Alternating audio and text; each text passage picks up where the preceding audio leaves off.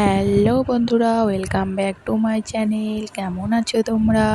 আশা করছি ভালো আছো। তোমাদের ভালোবাসায় আমরাও অনেক ভালো আছি।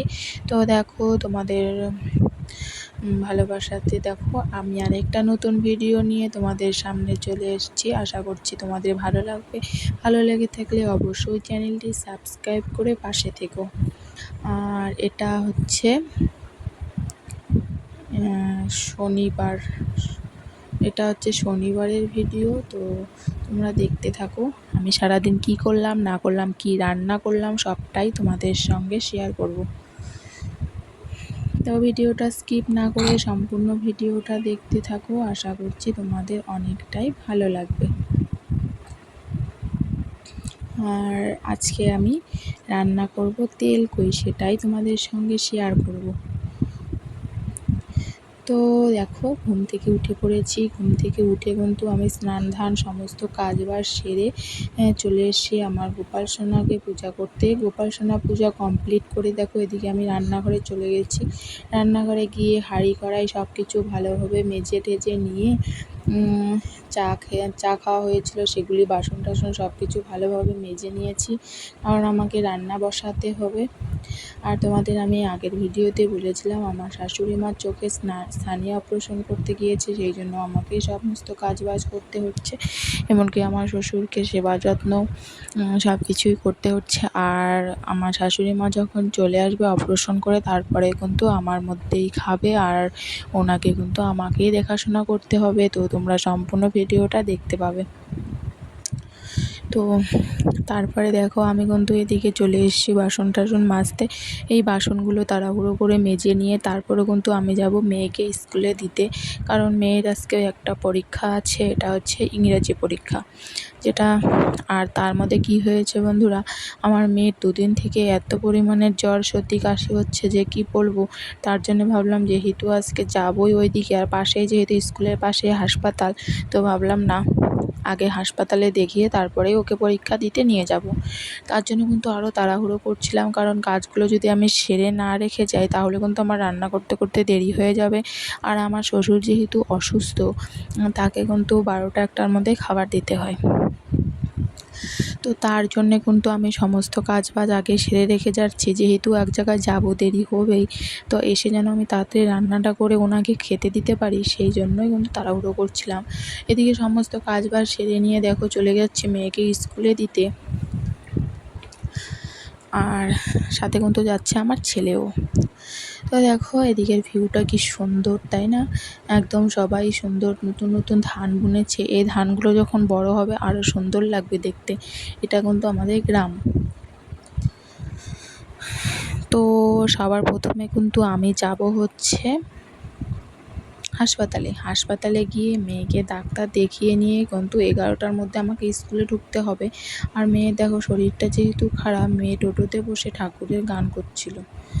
আর আমার মেয়ের যখন কোনো শরীর খারাপ হয় ও কিন্তু অনেকটাই টেনশন করে যে কবে ভালো হবে হ্যান ত্যান।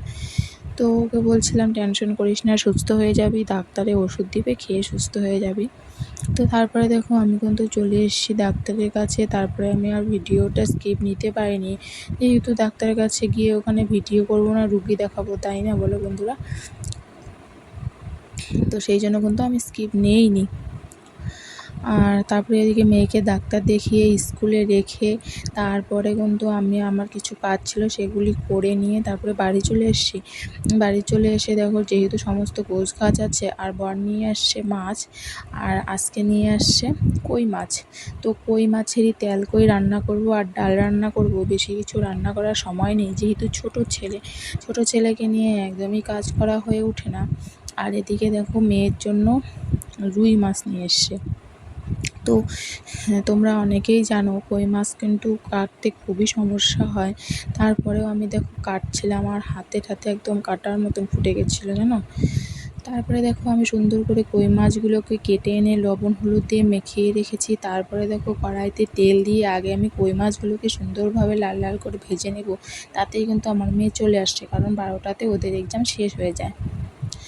তারপরে দেখো মশলা করে নিব মিক্সচারে, যেহেতু সময় নেই শিলনোড়াতে আর পারবো না বাটতে, সেহেতু দেখো মিক্সচারে করে নিচ্ছি আদা রসুন তো দেখো এদিকে কিন্তু আমি আদা, রসুন, লঙ্কা, পেঁয়াজ সব কিছুই কিন্তু মিক্সচারে পেস্ট করে নিব। আর জিরাটা দেইনি, কারণ মিক্সচারে কিন্তু সবসময় জিরাটা পেস্ট হয় না, সব কিছুর মধ্যে দিলে একদমই হয় না। ওটা যদি আলাদা দেওয়া যায় তাহলে কিন্তু পেস্ট হয়ে যায়। তো আমি এই সবই আগে পেস্ট করে নিব। তো এদিকে আমি সব কিছু পেস্ট করে নিয়ে দেখো কড়াইতে তেল দিয়েছি। তেল দিয়ে গরম করার পরে মাছগুলোকে সুন্দরভাবে মচমচা করে ভেজে নিব। ভেজে নিয়ে কিন্তু নামিয়ে রেখে দিব। তারপরে কিন্তু বাকি মাছগুলো ভেজে নিয়ে তারপরেই আমি মাছটা রান্না করব। এর আগে কিন্তু আমার ভাত ডালটা নামিয়ে রেখে দিয়েছি। তো দেখো মাছগুলোকে সুন্দর করে বাছছি। আর তোমরা অনেকেই জানো কই মাছ খেতে কিন্তু দারুণ টেস্ট লাগে, কিন্তু কাটতে বাছতে কিন্তু খুবই কষ্ট লাগে। আমার কিন্তু হাতগুলো একদম চিড়ে চিড়ে গিয়েছিলো, তোমাদের কি বলবো, অনেক কষ্ট হয়েছিল। আর প্রচণ্ড পরিমাণে রৌদ্র ছিল, রৌদ্র বসে যেহেতু কাটছি, আর ছেলের এত অত্যাচার করছিল যে ছেলেকে এক গামলা জলের মধ্যে আমি বসিয়ে রেখে দিয়েছিলাম জানো। তারপরে দেখো আমি মশলাগুলো কিন্তু দিয়ে দিয়েছি, ভালো করে মশলাগুলোকে কষিয়ে নিব। তারপরেই কিন্তু আমি মাছগুলো দিয়ে ভালোভাবে কষাবো। কষিয়ে নিয়ে কিন্তু আমি মিডিয়াম পরিমাণে জল দিয়ে দিব। লাস্টে একটু কাঁচা লঙ্কা চিড়ে দিব। বাস আমার রেডি হয়ে গেল তেল কই। তোমরা কীভাবে রান্না করো অবশ্যই জানিও। আর আমি যেভাবে রান্না করেছি এভাবে তোমরা একবার বানিয়ে দেখো, দারুণ হয় খেতে। আর আমার রান্নাটা কিন্তু আমি করছি জন্য না, আমার রান্নাটা কালকে খেয়ে আমি নিজেই অবাক হয়ে গেছিলাম, কারণ দারুণ হয়েছিল খেতে। তো যেহেতু আমার শ্বশুরমশাইকে খেতে দিব, সেহেতু আমি ভালো করে একটু রান্না করার চেষ্টা করছি। আর আমি যদি নিজেরাই খেতাম তাহলে কিন্তু আমি এত বাটা ঘষা একদমই করতাম না। তোমরা তো জানো আমি সিম্পলভাবেই রান্না করতে ভালোবাসি। আর যেহেতু আমার ছোটো বাচ্চা আছে, দুজনেই ছোটো, সেহেতু আমি ঝাল ছাড়া রান্না করি।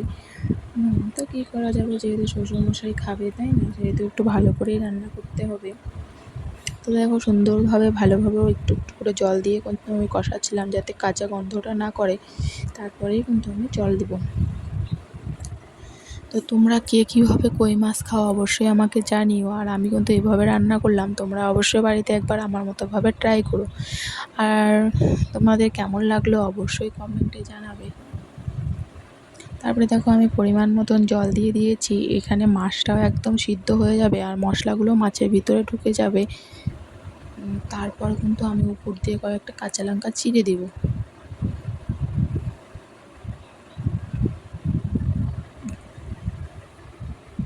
তো